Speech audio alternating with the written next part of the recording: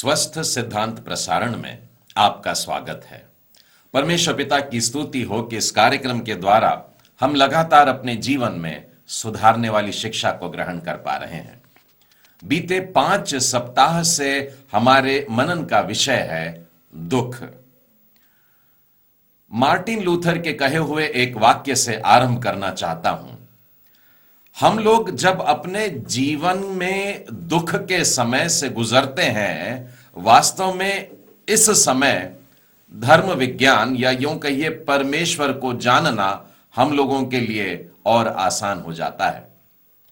भजनकार दाऊद का भी बिल्कुल यही मानना है।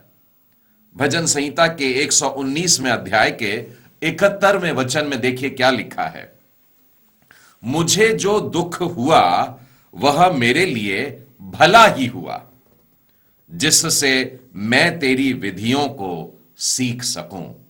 अपने दुख के समय से जाने की बात को दाऊद एक भलाई का कार्य कह के परमेश्वर को धन्यवाद दे रहा है, क्योंकि उसके कारण, उस दुख के कारण वो परमेश्वर के और करीब आ सका।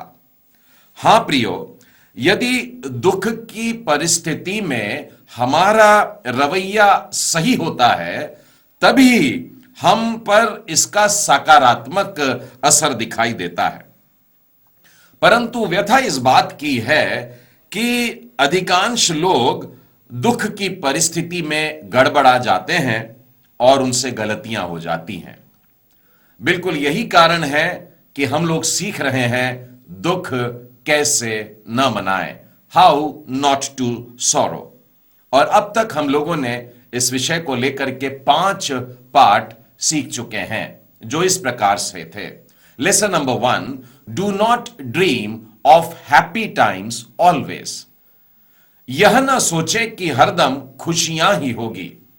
Lesson number 2, do not deny the feelings of sorrow. दूसरा पाठ था दुख की अनुभूतियों से इनकार न करें। Lesson number 3, do not be immersed in worldly sorrows. सांसारिक दुखों में डूबे न रहें। Lesson number 4, do not despise God's chastisement. चौथा पाठ था कि परमेश्वर की ताड़ना को तुच्छ न समझें। Last week we saw lesson number 5। पिछले सप्ताह हमने 5वां पाठ सीखा था, do not be afraid of men. 5वां पाठ, मनुष्यों से भयभीत न रहें। Today we will be learning the lesson number 6। आज हम लोग 6वां पाठ सीखने जा रहे हैं, that is do not sink in self pity. 6वां पाठ, आत्मदया में धंस न जाए। मैं फिर कहता हूं, हाउ नॉट टू सॉरो, दुख कैसे न मनाए। Do not sink in self pity, आत्मदया में धंस न जाएं। अपने जीवन में हम दुखों से पीछा तो नहीं छुड़ा सकते हैं, क्योंकि दुख हम सबके जीवन का एक भाग है। लेकिन हां, सहानुभूति या आत्मदया की जब बात आती है तो यह हमारा अपना चुनाव है। जब दुख हम पर भारी हो जाता है, तब हम अपने आप से इन शब्दों में बोल सकते हैं जो हमें भजन संहिता के 42वें अध्याय और उसके 5वें वचन में मिलता है। हे मेरे प्राण, तू क्यों गिरा जाता है? तू अंदर ही अंदर क्यों व्याकुल है? परमेश्वर पर आशा लगाए रहे, क्योंकि मैं उसके दर्शन से उद्धार पाकर फिर उसका धन्यवाद करूंगा। 11वें वचन में देखिए, वहां भी लिखा है कि हे मेरे प्राण, तू क्यों गिरा जाता है? तू अंदर ही अंदर क्यों व्याकुल है? परमेश्वर पर भरोसा रख। अगले अध्याय में आइए और 5वें वचन में देखिए, यहां पर लिखा है, हे मेरे प्राण, तू क्यों गिरा जाता है? तू अंदर ही अंदर क्यों व्याकुल है? परमेश्वर पर भरोसा रख, क्योंकि वह मेरे मुख की चमक और मेरा परमेश्वर है, मैं उसका धन्यवाद करूंगा। दाऊद अपने भजनों में वास्तव में यह कहना चाह रहे हैं, अपने मन से कह रहे हैं, खुद से कह रहे हैं, हे मेरे प्राण, तू क्यों दुखी है? तू क्यों परेशान है? तू परमेश्वर पर आशा लगाए रख, अपना भरोसा परमेश्वर पर रख। वो अपने मन से कह रहे हैं तुझको तनाव में डूबे रहने की जरूरत नहीं है। अपने मन से कहिए कि उसे डिप्रेशन में जाने की जरूरत नहीं है। अपने मन से कहिए कि टेंशन नहीं लेने का। परमेश्वर है जिस पर हम भरोसा कर सकते हैं। परमेश्वर है जो हमारा जीवित परमेश्वर है। हमारा परमेश्वर सिंहासन पर विराजमान है। हमारा राजा हमको देख रहा है, इसलिए हमें किसी बात का भय नहीं। उस दुख में भी आप अपने हृदय से कहिए, परेशान होने की कोई बात नहीं है।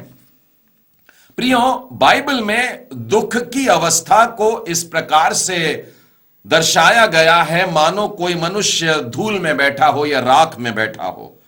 मेरे साथ में निकालिएगा यशाया नबी की पुस्तक और उसके 52वें अध्याय में, यशाया 52 और उसका दूसरा वचन लिखा है, अपने ऊपर से धूल को झाड़ दे, हे यरूशलेम उठ, हे सियोन की बंदी बेटी अपने गले के बंधन को खोल दे। यहां पर वचन दुख में पड़े हुए व्यक्ति से कह रहा है, पहले धूल से उठ जा। उसके बाद में कह रहा अपने बंधन को त्याग दे, छोड़ दे उनको। इन वचनों से यह जाहिर होता है कि दुख में पड़े व्यक्ति को खुद कुछ प्रयत्न करना है, उसे धूल से उठना है, उसे अपने ऊपर से राख को झाड़ देने का है। एक और वचन बाइबल में से पढ़कर बताना चाहूंगा जहां पर दुख में पड़े व्यक्ति का जीवन इस तरीके से दर्शाया गया है मानो वह अंधकार में बैठा हो। यशाया नबी का 60वां अध्याय और उसका पहला वचन कहता है, उठ प्रकाशमान हो, क्योंकि तेरा प्रकाश आ पहुंचा है और यहोवा का तेज तुझ पर उदय हुआ है। परमेश्वर का वचन दुख में पड़े व्यक्ति से कह रहा है कि उसे उठना होगा, और जब वो उठेगा तब परमेश्वर की ज्योति उस पर चमकेगी। और बिल्कुल यही बात पौलुस प्रेरित इफिसियों की पत्री में और उसके 5वें अध्याय में कह रहे हैं।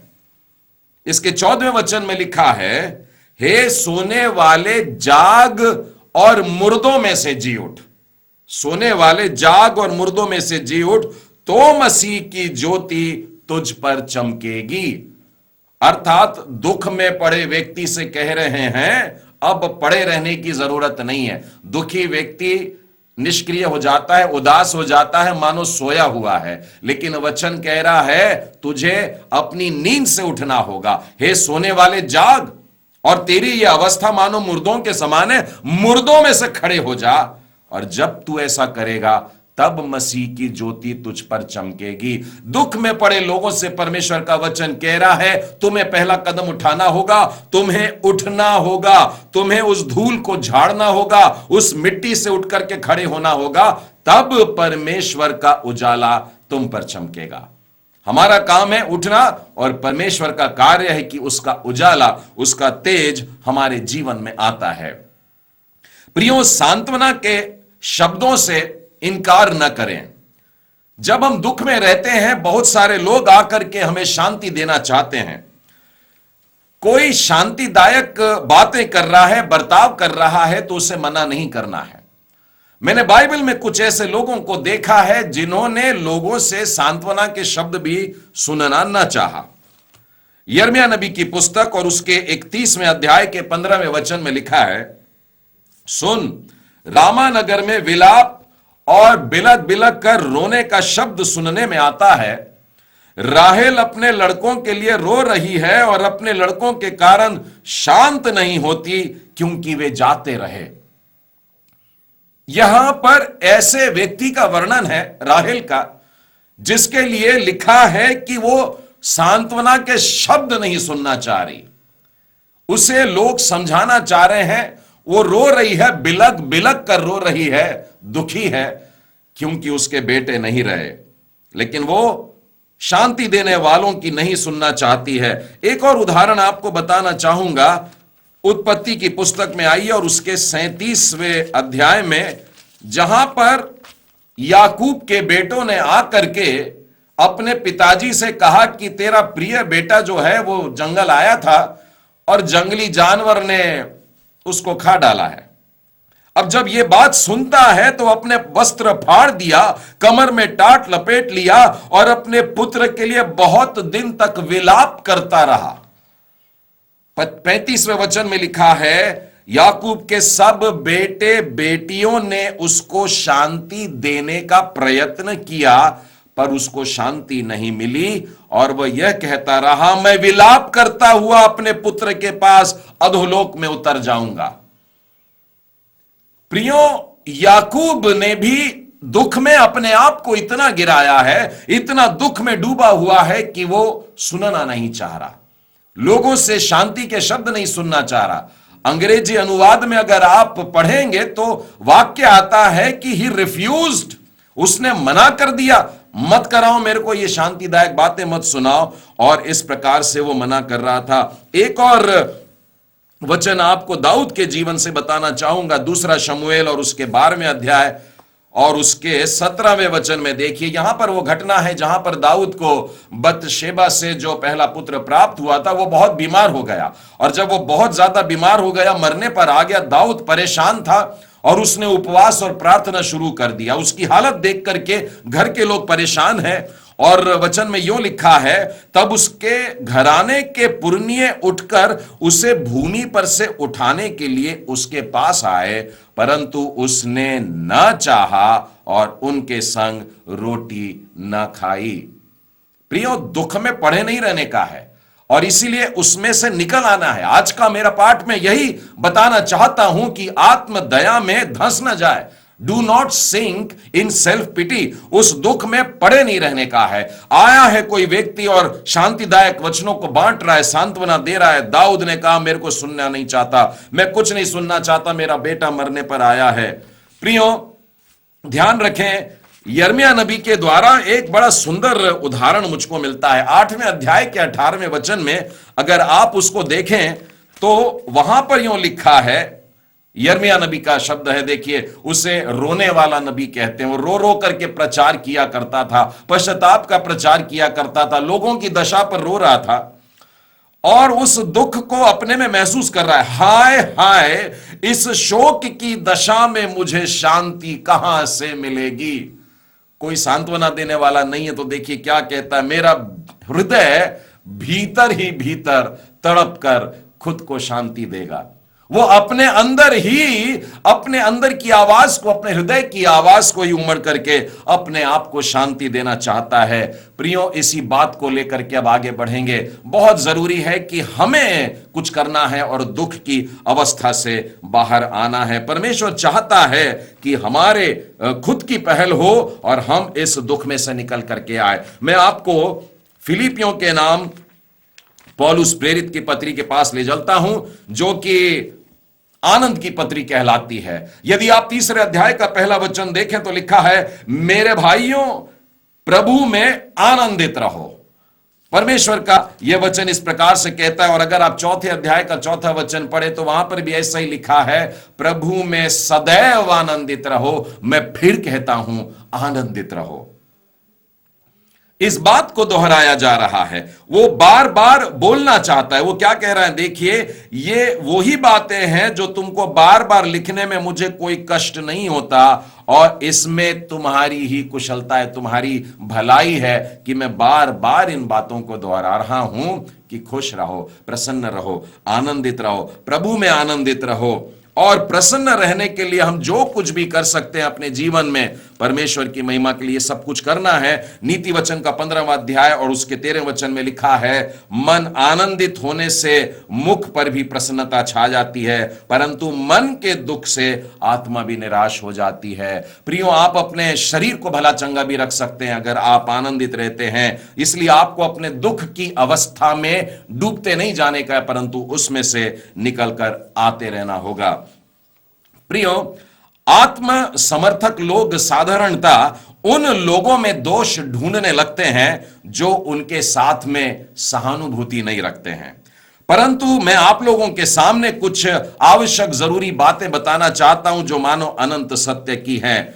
मेरे साथ में निकालिएगा पहला पत्रस और उसका 5वां अध्याय और उसका 9वां वचन। यहां पर यूं लिखा है, विश्वास में दृढ़ होकर और यह जानकर उसका सामना करो कि तुम्हारे भाई जो संसार में हैं ऐसे ही दुख सह रहे हैं। कई बार जब हम दुख में रहते हैं, इर्द गिर्द लोग दिख रहे हैं पर कोई आपको सांत्वना देने के लिए नहीं आ रहा है, तो बाइबल कह रही है इसके कारण और दुखी मत हो जाना कि कोई आपको सांत्वना नहीं दे रहा। बाइबल कहती है मत भूलना कि वे लोग भी दुखी हैं, तुम्हारे भाई जो इस संसार में हैं वे भी ऐसे ही दुख को सह रहे हैं। दूसरी बात ध्यान रखिएगा जो हमको मिलती है लूका के 23वें अध्याय में। आइए सुसमाचार के इस वचन में से मैं आपको बताता हूं कि कई बार लोग हमसे भी ज्यादा दुखी रहते हैं। हम दुखी हैं और जो दूसरे लोग दुखी हैं उनका दुख हमसे बड़ा होता है। प्रभु यीशु ख्रिस्त इस समय क्रूस को अपने कांधों पर लेकर के यरूशलेम के नगर के बाहर निकल रहे हैं। लोगों की बड़ी भीड़ उसके पीछे हो ले रही है और उसमें बहुत सी स्त्रियां भी हैं जो उसके लिए छाती पीटती और विलाप करती थी। यीशु ने उनकी ओर मुड़ करके कहा, हे यरूशलेम की पुत्रियों, मेरे लिए मत रो, परंतु अपने और अपने बालकों के लिए रो।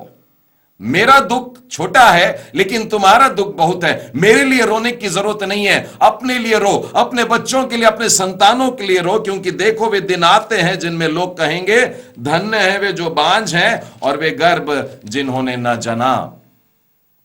लोगों को हमसे ज्यादा दुख हो सकता है, हमसे अधिक दुख की गहराइयों से लोग गुजर रहे हैं, यह संभव है, इस बात को न भूलें। तीसरी बात जो याद रखने योग्य है वो ये है कि आपका जो दुख है वो दूसरे लोग पूरी रीति से नहीं समझ सकते। मैं अगर दुखी हूं तो मेरा दुख मैं ही जानता हूं। आप अगर दुखी हैं, आपके दुख को आपसे बेहतर और कोई नहीं जानता। नीति वचन का 14वां अध्याय और उसके 10वें वचन में इस प्रकार से लिखा है, मन अपना ही दुख जानता है और परदेसी उसके आनंद में हाथ नहीं डाल सकता। दूसरे लोग आपके दुख को पूरी रीति से कभी नहीं समझ पाएंगे। इसलिए लोग आकर के जब सांत्वना के शब्द देते हैं तो ऐसा अनसुना मत करिएगा। वो आपके दुख को पूरे तरीके से नहीं जानते, अपनी समझ के अनुसार आपको शांति देना चाहते हैं। उन बातों को अवश्य ले लें। एक बात बड़ी अजीब सी लगती है कि बहुत से लोग ऐसे होते हैं जो दूसरों से सहानुभूति नहीं रखते, परंतु उनके दुखों में भी कथा कहानियां बना लेते हैं। नीति वचन की पुस्तक और उसके 25वें अध्याय और उसके 20वें वचन में यूं लिखा है, जैसा जाड़े के दिनों में किसी का वस्त्र उतारना या सज्जी पर सिर का डालना होता है, वैसा ही उदास मन वाले के सामने गीत गाना होता है। कई बार जब हम दुख में रहते हैं, लोग आते हैं, मिलते हैं, हमें सांत्वना के शब्द देना चाहते हैं, लेकिन उनमें से कुछ लोग ऐसे भी नजर आते हैं जो लोग वास्तव में हमारे दिल से वो रिश्ता नहीं रखते, वो सांत्वना नहीं दे रहे हैं, मानो हमारे घावों पर ही नमक छिड़क करके जाते हैं, मानो वो कुछ ऐसा बोल जाते हैं जिससे दुख और भड़क जाता है। और बाइबल कहती है जैसे जाड़े के दिनों में ठंड से कोई ठिठुर रहा है और आपने जाकर उसका ओढ़ना उसके ऊपर से निकाल लिया, ऐसा समय भी दुख की अवस्था में आ सकता है। लिखा है सज्जी पर सिर का डालने के समान होता है। आपने कभी सज्जी के भूरे पर डाला है सिर का? सोडा का जो पाउडर होता है उस पर आप कभी डालिए सिर का और देखिए क्या होता है। बिल्कुल वैसी अवस्था होती है जब किसी दुखी मनुष्य के पास आकर के कोई गीत गाना शुरू कर देता है। पांचवी बात जो ध्यान रखने योग्य है, दूसरों से अधिक अपेक्षा ना रखें। प्रियो, नो एक्सपेक्टेशंस नो डिसअपॉइंटमेंट। आप यदि कोई अपेक्षा नहीं रखेंगे किसी से तो आपको निराशा भी नहीं होगी। एक बार लेकिन प्रभु यीशु ने कुछ अपेक्षा रखी थी, लेकिन देखिए उसको कैसे निराश किया गया। भजन संहिता के 69वें वचन के 69वें अध्याय के 21वें वचन में से बताता हूं, मेरी प्यास बुझाने के लिए उन्होंने मुझे सिर का पिलाया। प्रभु यीशु ने एक बार क्रूस पर से कहा, मैं प्यासा हूं। सांत्वना के 2 शब्द सुनना चाहता होगा, पानी पीना चाहता होगा, लोगों ने उसको दाखरस नहीं पिलाया, परंतु पित्त मिला हुआ एक कड़वा सिरका पिलाया। उसकी वेदना को और बढ़ा दिया, उसके तकलीफ को और बढ़ा दिया। तो प्रियो, अपने दुख के समय में इन सारी बातों को अवश्य याद रखना। आत्मदया से बचने के लिए, सेल्फ पिटी से बचने के लिए सबसे उत्तम तरीका यह होता है कि आप दूसरों के दुखों में शामिल हो जाइएगा। प्रभु यीशु एक बड़े सुंदर उदाहरण बनते हैं इसके लिए। फिर एक बार आइए लूका के 23वें अध्याय में चलते हैं और यहां पर हम देखते हैं कि प्रभु यीशु क्रूस पर हैं। प्रभु यीशु जब क्रूस पर थे तो दुख के बेहद बहुत अधिक गहरे दुख से होकर के गुजर रहे थे, परंतु देखिए खुद क्रूस पर के दुख को सहने के बावजूद अपने सामने के दूसरे लोगों के दुखों को कम करने में लगे हुए हैं। यहां पर बगल में एक चोर और लटका है और वो भी मरने पर है, और वो कह रहा है कि मैंने तो गलत काम किया, लेकिन प्रभु आपने क्या गलत काम किए जी, आपको भी मृत्युदंड दिया। वो सांत्वना के कुछ शब्द देना चाहता है, लेकिन यीशु ने उसके दुख को, उसके इस शरीर में मृत्यु को प्राप्त करने के दुख से बढ़कर के एक अनंत आशीष की सांत्वना उसको दी और उससे कहा आज ही तू मेरे साथ स्वर्गलोक में होगा। उसको उद्धार की आशीष की तरफ ले गया, उसको क्षमा की आशीष की तरफ लेकर के गया। ऐसी सांत्वना उसने प्रदान किया। देखिए खुद दुखी है, खुद बहुत दुखी है, लेकिन दूसरों के दुख को देखता है। उसी अध्याय में थोड़ा आगे देखिए तो आपको पता चलेगा कि उस भीड़ में उसने अपनी माता को देखा, मरियम को देखा, और उसी समय उस चेले को देखा जिससे वो बहुत प्रेम करता था, और उसने यूहन्ना की ओर देखकर और मां की ओर देख करके उससे कहा, हे नारी देखिए तेरा बेटा है, और यूहन्ना से कहा कि देखिए तेरी माता है। उनके दुख को कम करने में लगे थे प्रभु यीशु, हालांकि खुद बड़े दुख से होकर के गुजर रहे थे। प्रियो, जब आप दुख में हो तो आत्मदया से भरने के बजाय दुख में पड़े हुए लोगों के लिए प्रार्थना करने लगे।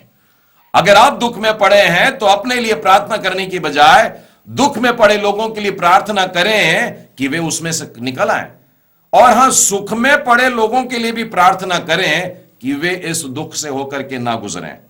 उदाहरण के लिए बड़ा सुंदर उदाहरण है, मेरे साथ निकालिएगा भजन संहिता और उसका 35वां अध्याय और उसका 12वां वचन। वे मुझसे भलाई के बदले बुराई करते, यहां तक कि मेरा प्राण ऊब जाता। इससे स्पष्ट हो रहा है कि दाऊद बेहद दुखी है, और जब वो अच्छा करना चाह रहा लोगों का तो लोगों ने उसके साथ में बुरा किया। तो इन्हें दुख किस ऊंचाई तक है, किस गहराई तक है, आप अंदाज लगाइए। अगला वचन कहता है, जब वे रोगी थे तो मैं टाट पहना रहा और उपवास करके दुख उठाता रहा, और मेरी प्रार्थना का फल मेरी गोद में लौटा। मैं ऐसी भावना रखता था मानो वे मेरे संगी या मेरे भाई हैं। जैसे कोई माता के लिए विलाप करता हो, वैसा ही मैंने शोक का पहरावा पहने हुए सिर झुका करके शोक किया। सताने वाला अगर बीमार होता है, दाऊद कहता है उसके लिए दुआ मांगने की जरूरत है। प्रियो, आपको किसी ने दुख दिया है और वो दुख देने वाला व्यक्ति आज बीमार पड़ा है, तो बाइबल सिखाती है उसके लिए टाट ओढ़ ले, रात पर बैठ जा और खुदावन से, परमेश्वर से प्रार्थना कर, उपवास के साथ प्रार्थना कर, उसकी भलाई के लिए प्रार्थना कर, और परमेश्वर तेरी प्रार्थना को सुनेगा, तुझे भी आशीष देगा और उसे भी भला चंगा कर देगा। प्रियो, यदि हम दूसरों की चिंता नहीं करेंगे तो बहुत जल्दी हम लोगों के स्वभाव में पीड़न कामुकता आ जाएगी, अर्थात हम लोग सैडिस्ट बन जाएंगे। ऐसे मनुष्य बन जाएंगे जो दुख में पड़े रहते हैं और इर्द गिर्द के लोगों के लिए भी यही इच्छा रखते हैं कि तुम भी मेरे साथ दुख के गड्ढे में गिर जाओ। ऐसा जीवन प्रेरित लोगों का बिल्कुल भी नहीं था। मेरे साथ में निकालिएगा फिलिप्पियों की पत्री और उसका 2 अध्याय और उसके 25वें वचन से आगे। यहां पर इपैफ्रोदितुस नाम का एक व्यक्ति मिलता है, जिसके लिए पौलुस कहता है कि ये मेरा भाई है, मेरा सहकर्मी है, मेरा संगी योद्धा है और तुम्हारा दूत है। और यह व्यक्ति एक बार बीमार पड़ गया, और बाइबल कहती है कि इतना बीमार पड़ गया कि वो मरने पर था। अब एक संगी भाई, विश्वासी भाई जब बीमार पड़ा तो कलीसिया के जो लोग थे वे परेशान हो गए और दुखी हो गए। आपको मालूम है एपफ्रोदितुस ने क्या किया? क्योंकि उसका मन तुम सब में लगा हुआ था, इस कारण वो व्याकुल रहता था, क्योंकि तुमने उसकी बीमारी का हाल सुना था। अब यह जवान ऐसा है कि मेरी बीमारी के कारण तुम उदास हो रहे हो, तुम्हारी उदासी मेरे कारण हुई, इस कारण से दुखी हो गया। बेहद कोमल मन का व्यक्ति ऐसा साबित होता है कि दूसरों को मेरे कारण दुख नहीं होना चाहिए। पौलुस भी इसी मन का था और वो नहीं चाहता था कि उसके कारण कोई और भी दुखी रहे। आगे लिखा है, इसलिए मैंने उसे भेजने का और भी यत्न किया कि तुम उससे फिर भेंट करके आनंदित हो जाओ और मेरा भी शोक घट जाए। पौलुस दूसरों को आनंदित करके अपने शोक को कम करता है। उसी तरह से अगर आप दूसरा कुरिन्थी और उसके दूसरे अध्याय के पहले 3 वचन देखें, वहां पर भी यही लिखा है, मैंने अपने मन में यह ठान लिया था कि फिर तुम्हारे पास उदास करने को ना आऊं। जब भी पौलुस किसी के पास जाता था तो उसके आनंद को बढ़ाने के लिए जाया करता था। प्रियो, आत्मदया हमारी आत्मिक मांसपेशियों को कमजोर कर देती है। इब्रानियों की पुस्तक निकालिएगा 12वें अध्याय में, वहां पर यूं लिखा हुआ है कि इसलिए ढीले हाथों को और निर्बल घुटनों को सीधा करो। क्यों? क्योंकि वर्तमान में हर प्रकार की ताड़ना आनंद की बात नहीं, शोक की बात दिखाई देती है। और जब हम लोग दुख में रहते हैं तो हमारी आत्मिक मांसपेशियां ढीली पड़ने लगती हैं। और लिखा है, अपने हाथों को मजबूत करो, अपने घुटनों को मजबूत करो, अपने पैरों पर खड़े हो जाओ, सीधे मार्ग बनाओ कि लंगड़ा भटक न जाए परंतु भला चंगा होकर के चलने लगे। दुख मनाते मत रहिए प्रियो, उसमें से बाहर निकलने की आवश्यकता है। पहला शमूएल उसका 15वां अध्याय 11वें वचन में आप देखेंगे, वहां पर हम देखते हैं कि परमेश्वर ने शाऊल को राजा होने के लिए ठीक नहीं समझा, उसको राजा के पद से हटा दिया। लेकिन यह बात शमूएल को बड़ी बुरी लगी, वो व्याकुल हो गया, वो दुखी हो गया, परेशान हो गया। और उसके दुख के लिए परमेश्वर शमूएल से कहता है, तू शाऊल के लिए क्यों दुख मनाता है? अपने सींग में तेल भर, यिशै के बेटे का अभिषेक करके उसे तू राजा बना दे, इस दुख में बैठे मत रहे। हे प्रियो, उसी तरीके से नहम्याह की पुस्तक और उसके 8वें अध्याय में और उसके 9वें वचन से आगे परमेश्वर का वचन हमसे कहता है, आज का दिन तुम्हारे परमेश्वर यहोवा के लिए पवित्र है, इसलिए विलाप नहीं करना। लिखा है, क्योंकि यहोवा का आनंद तुम्हारा दृढ़ गढ़ है। आज का दिन पवित्र है, इसलिए उदास नहीं होने का है। हाउ नॉट टू सॉरो, दुख कैसे न मनाएं। Do not sink in self pity, आत्मदया में धंस न जाएं। परमेश्वर पिता आप सबों को आशीष दे।